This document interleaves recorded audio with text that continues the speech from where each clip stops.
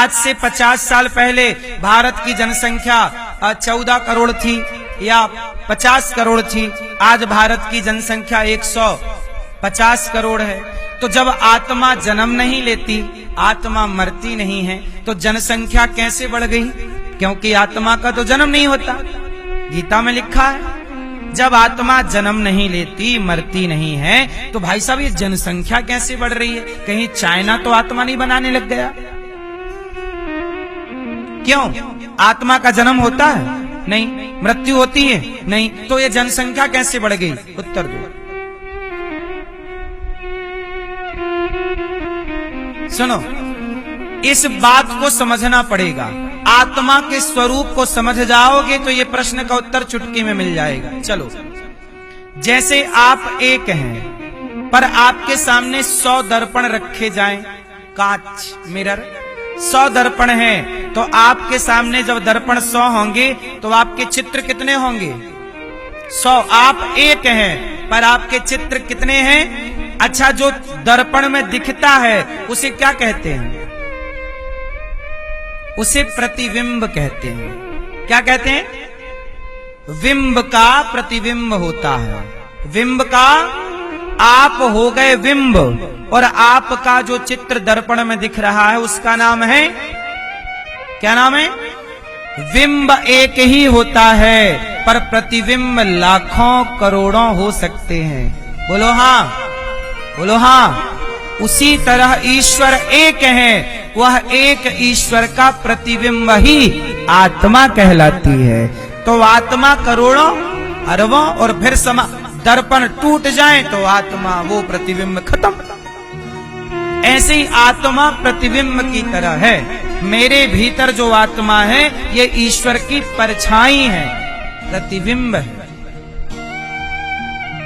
बात समझ? ये आत्मा का बोध है। शरीर का भी आपको बोध हो गया, कौन स्वर्ग नरक जाता है इसका भी बोध हो गया। एक छोटा सा सवाल और रह गया, आखिरी, मैं कौन हूं? मैं कौन हूं? इन्होंने बोला आत्मा हूं। लोग यही कहते हैं, जो सत्संगी होंगे वो यही कहेंगे मैं आत्मा हूं। पर आप थोड़ी आत्मा, आत्मा तो ऑलरेडी ईश्वर का प्रतिबिंब है। आत्मा तो ऑलरेडी ईश्वर का प्रतिबिंब है। तो आप कौन हैं?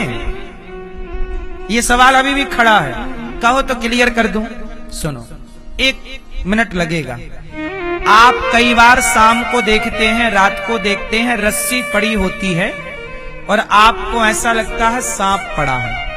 रस्सी में सांप की भ्रांति। रस्सी में कौन दिखा? सांप। सांप। जब टॉर्च लेके देखा पता लगा वो तो। अच्छा ये बताओ, रस्सी में सांप कब दिखता है? आप बताओ, रस्सी में सांप कब दिखता है? जब सामने अंधकार हो। क्या हो? प्रकाश होगा तो रस्सी में कभी सांप नहीं दिखेगा। रस्सी में रस्सी ही दिखेगी। कब? जब लाइट होगी। रस्सी में सांप दिखता ही तब है जब सामने अंधकार हो। मैं अनिरुद्धाचार्य, मैं तब दिखता हूं जब अज्ञान हो। आप कहते हैं मैं हूं, आप मैं कह रहे हैं अपने आप को मैं। जब आप मैं करने लग जाएं तो समझ लो कि अज्ञान का अंधकार है, इसलिए आपको मैं दिखता है। जब ज्ञान की रोशनी आएगी तो मैं ना दिखूंगा। मेरे अंदर बाहर, भीतर बाहर, हर जगह उस एक परमात्मा की ही सत्ता है। तो मैं कौन हूं? मैं शून्य हूं, मैं कुछ भी नहीं हूं। मैं कौन हूं? मैं आत्मा हूं। ये एक पक्ष है, लेकिन इससे भी एक बेहतर पक्ष है कि मैं शून्य हूं। मैं कौन हूं? जीरो। मैं कौन हूं? शरीर परमात्मा का दिया, आत्मा परमात्मा की दी। मेरा क्या है? ना मैं आत्मा लेके आया। मेरे घर में आत्मा की कोई फैक्ट्री नहीं है। आपके घर हो तो बताओ। मेरे घर शरीर की कोई फैक्ट्री नहीं है। आपके घर हो तो बताओ, शरीर भी भगवान का, आत्मा भी भगवान की, मैं क्यों दावा करूं कि ये मेरा है? आप बताओ, मैं दूसरे की प्रॉपर्टी को क्यों कहूं कि ये मेरी है? क्या मैं बेईमान हूं जो कहूं कि ये मेरा है?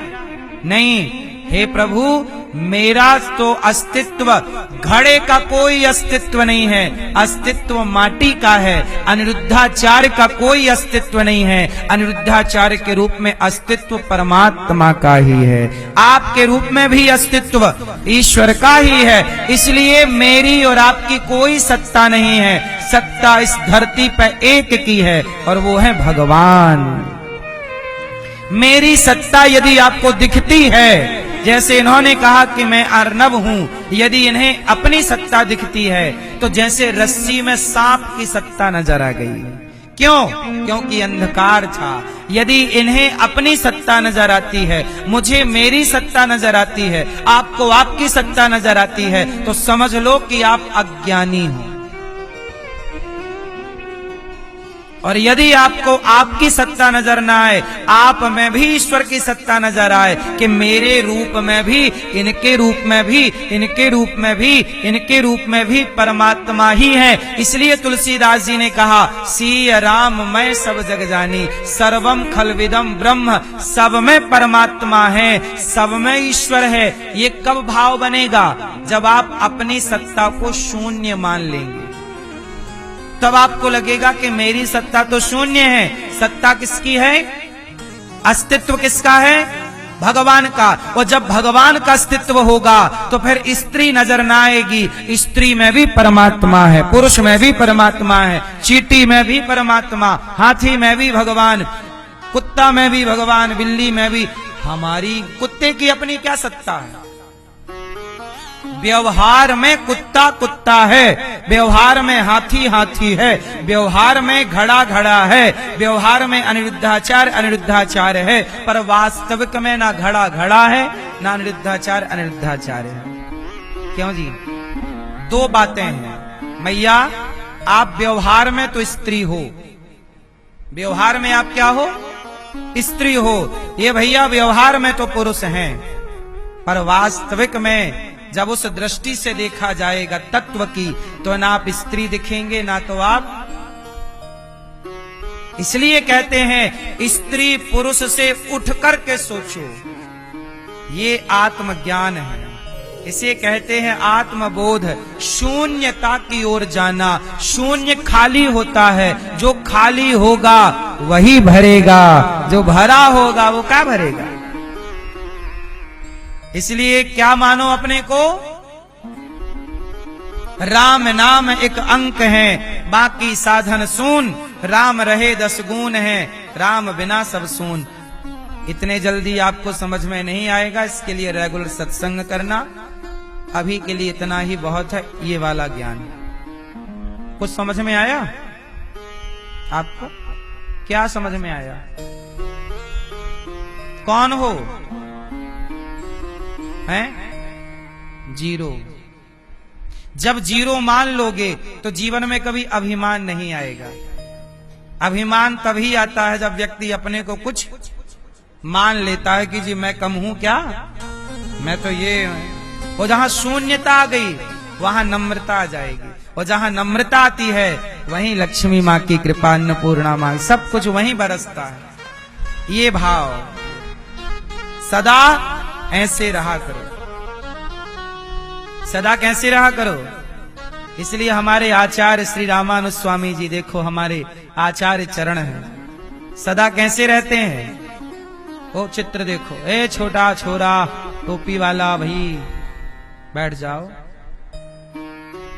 देखो हमारे आचार्य कैसे हैं, हाथ जोड़ करके। कभी भी मिला करो, किसी से भी मिला करो, ये सरलता है, ये सहजता है। झुकता वही है जिसमें जान होती है, अकड़ खास मुर्दे की पहचान होती है। अकड़ आ गई मतलब ये मुर्दा है। जिंदा तब ही जानो जब नम्रता हो, सरलता हो, सहजता हो। इसलिए कहता हूं मेरी माँ, सरल बनना, सहज बनना। किसी के काम जो आए उसे इंसान कहते हैं। आप किसी के काम आते हैं? यदि आप किसी के काम आते हैं तब आप इंसान हैं, और आप किसी के काम नहीं आते तो फिर आप कौन हैं? पूछिएगा जरूर। काम आइए, इसलिए ये दास शून्य है, इसलिए अभिमान किए बिना मैं कार्य करता हूं, और ये भाव रखता हूं कि जितना हो जाए इस शरीर से अच्छा कार्य करते चलो और सबकी दुआएं और आशीर्वाद लेते चलो।